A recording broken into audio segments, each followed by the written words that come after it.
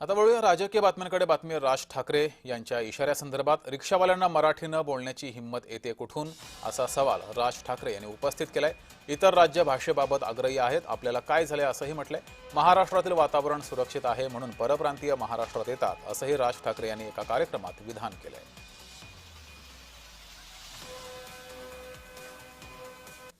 आज जो महाराष्ट्रामधला जो प्रश्न आज तो काय तो रिक्षा भिक्षांचा काय मराठी बोललं पाहिजे वगैरेचा जो विषय आलाय, हिम्मत कशी होते मला जरा सांगा.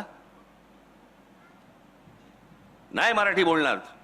तुमच्या राज्यात येऊन तुम्हाला ते सांगतायत की नाही मराठी बोलणार आम्ही, आणि त्याच्यावरती आमचे मंत्री त्यांना सांगतायत बरं बरं ठीक आहे 4 महिने अजून घ्या, मराठी शिका.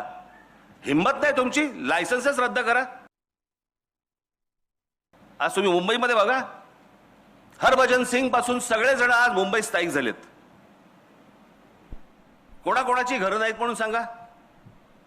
सगळेजण आपापल्या प्रदेशामधनं आले आणि इथे मुंबईमध्ये पुण्यामध्ये स्थायिक झाले. का झाले? कारण असं वातावरणच मिळत नाही. हे वातावरण कशामुळे निर्माण झालं? ही वैचारिक बैठक महाराष्ट्राची कशातनं निर्माण झाली? यांच्यामुळे.